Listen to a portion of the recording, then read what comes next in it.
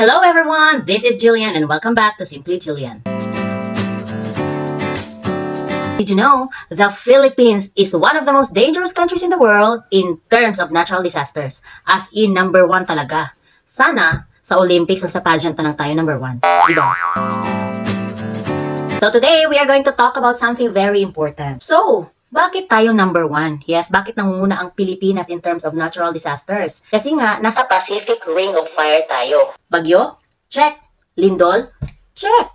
Volcano? Check. Flood? Landslide? And many more. Lahat na. Hakot award na ng Pilipinas lahat. May nanalo na te. But the good news is, we don't have to live in fear. We just have to live prepared. So, here are the 7 simple survival tips na dapat alam ng mga organized and smart Filipino. So, let's go! Be informed. Yes, huwag tayong maging bahala na i-follow nyo lahat yung Pag-asa, Fivox, and the RRMC. I-follow nyo sila lahat sa Facebook or pwede din i-install nyo yung mga apps nila. Kasi nga, early warning means more time to prepare. Huwag puro sayaw-sayaw lang at mga prank-prank lang yung i-follow nyo. Dapat maghanda din tayo.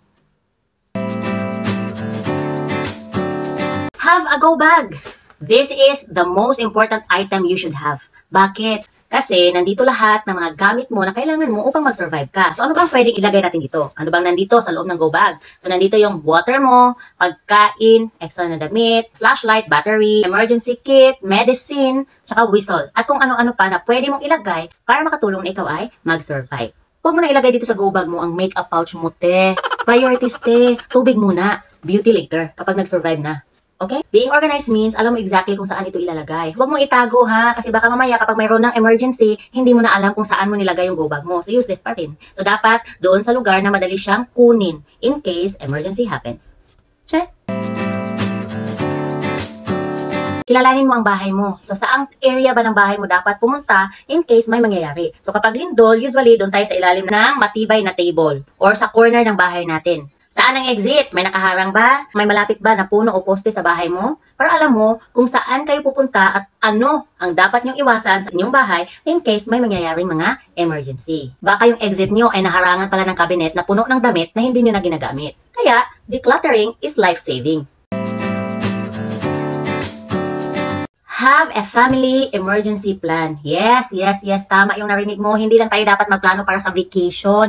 Dapat mayroon din tayong tinatawag na survive vacation. O, diba? So, dapat alam at klaro ng bawat miyembro ng pamilya nyo kung saan kayo dapat magkikita in case nagkakahiwalay kayo. Sino ang unang dadalhin? Si baby ba? Si lola? Yung pet nyo? Or yung halaman nyo? Sino ang tatawagan? And for once, dapat mag-practice kayo. Yes, dapat meron din kayong drill sa bahay nyo mismo. Hindi lang tayo dapat sa school nagdi-drill. Dapat tayo mismo ay alam na natin kung ano ang gagawin. Yes, alam ko. Napaka-awkward at first at talagang nakakatawa. Pero, mas nakakatawa at nakakatakot kung wala tayong plano. Tapos, emergency na. Dapat alam natin kung ano ang gagawin during disaster. So, pag may lindol, dapat duck, cover, and hold. Huwag tayong tumakbo kapag nag-shake pa yung ground kasi nawawalan tayo ng balance niyan at may possibility na tayo ay matumba at mabagok yung ulo natin. O, diba? So, goodbye. Dangerous. Delikado. Kapag naman baha, lumikas na agad tayo at pumunta tayo sa higher ground. Huwag na nating hintayin at tangayin pa tayo ng baha pati yung bahay natin. Pag sunog naman, get low and get out. Yes, takbo na agad sa bahay. Huwag na nating dalhin yung ating mga TV, mga speaker at kung ano-ano pa. Huwag na. Mas mabuti na yung mas save tayo kaysa masuffocate tayo. Kasi kapag nasuffocate tayo, talagang hindi na natin makikita yung TV natin. So, huwag mo nang balikan yung plans mo, te, na in order mo pagaling sa Spain, pwede ka ulit mag-add to cart. So, ito na. After the disaster, huwag ka munang bumalik sa bahay mo hanggat may warning pa. Okay? Maghintay ka muna ng go signal ng mga authorities na safe na bumalik sa bahay nyo. Kasi kung lindol, may mga aftershocks pa yan. Tapos, babalik ka sa bahay nyo at wala pang go signal na safe nang bumalik, ay baka matabunan ka pa ng bubong ng bahay nyo. Hindi mo na ulit makikita yung bubong. I-check rin kung malinis ba yung tubig. Yes, alam kong uhaw na uhaw ka na at gusto mo nang uminom. Pero huwag ka namang basta-basta iinom sa tubig na kung saan-saan lang. Dahil baka mamaya may mixture na yan ng ihi ng daga at magka-leptospirosis ka pa. O di, nagka-problema na naman. Makinig sa mga authorities, huwag matigas ang ulo. Yes. At huwag magsi-selfie sa landslide dahil hindi yan tourist spot, te. Matabunan ka pa dyan. At dito na tayo sa last tip, ang pinaka-importante na dapat nating tandaan. The most prepared person is not the one with the most stuff. It is the one who knows what to do. That's why minimalism and organizing is not just about having less. It is about having a space for safety. It is about being prepared. Tayong mga Pilipino ay sanay na sa mga sakuna, pero huwag naman tayong maging resilient lang. Dapat maging handa rin tayo. Hindi natin kontrolado ang kalamidad dahil hindi naman natin alam kung kailan yan darating.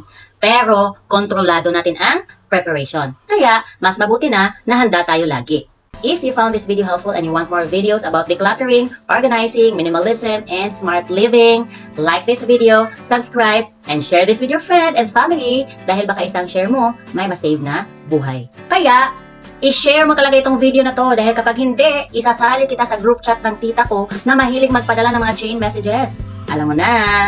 This is Jillian reminding you, don't just live pretty, live prepared. See you in my next video.